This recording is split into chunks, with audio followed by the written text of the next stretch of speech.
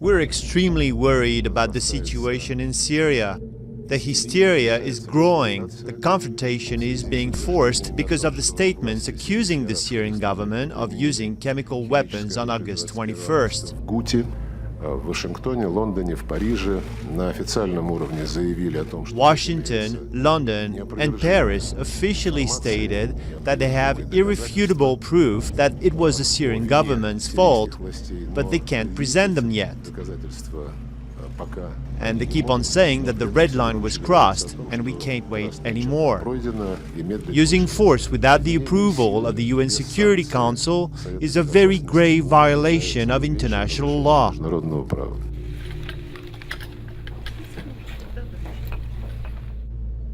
Last several days, President Obama and his entire national security team have been reviewing the situation in Syria.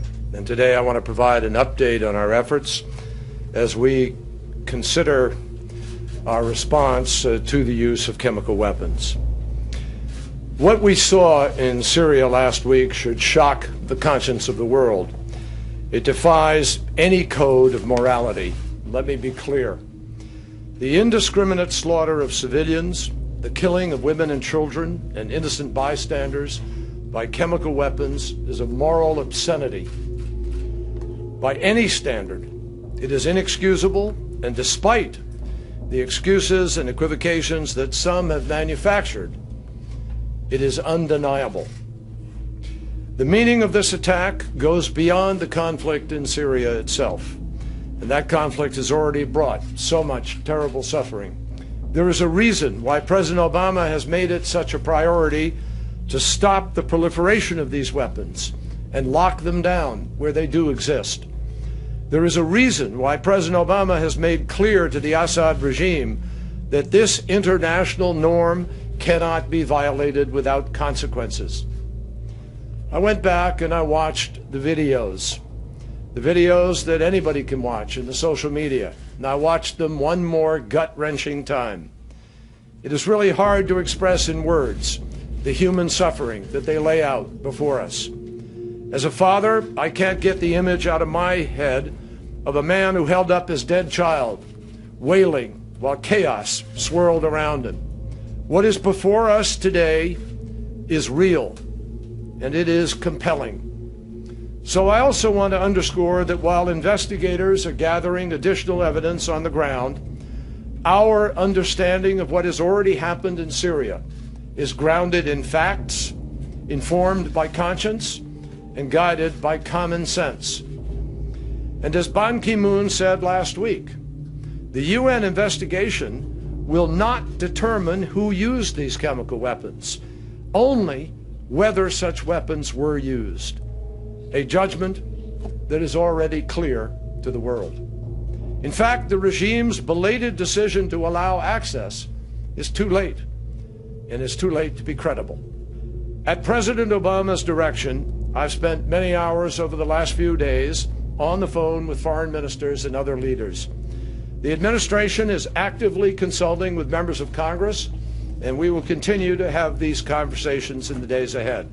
President Obama has also been in close touch with leaders of our key allies, and the President will be making an informed decision about how to respond to this indiscriminate use of chemical weapons. But make no mistake, President Obama believes there must be accountability for those who would use the world's most heinous weapons against the world's most vulnerable people.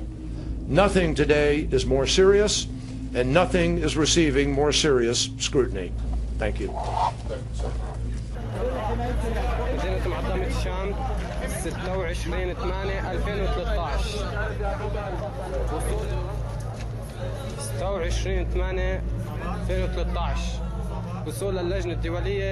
Попытки же обойти Совет Безопасности. Attempts to bypass the Security Council, once again to create artificial, groundless excuses for military intervention in the region, are fraught with new suffering in Syria and catastrophic consequences for other countries of the Middle East and North Africa. Востока и севера Африки. Нынешнее решение Соединенных Штатов... The United States' decision to postpone the meeting in The Hague is sending precisely the opposite signal to the opposition, encouraging their intransigence as they wait outside intervention. Внешнего вмешательства. Мы призываем американских коллег... We are calling on our American partners and all members of the world community to demonstrate prudence and strict observance of international law, especially the fundamental principles of the UN Charter. Объединенных Наций.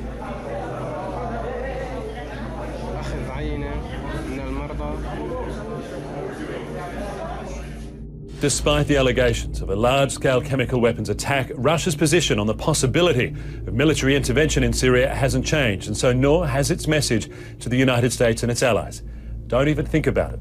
Russia's Foreign Minister Sergei Lavrov says there's not enough evidence to blame the Syrian government for this attack, and says there's actually substantial evidence and a lot of common sense suggesting Syrian opposition forces were responsible. And he's also cast doubt on the authenticity of some of those videos which appeared online claiming to show the aftermath of the chemical weapons attack. He says he believes some of them were uploaded hours before the attack took place.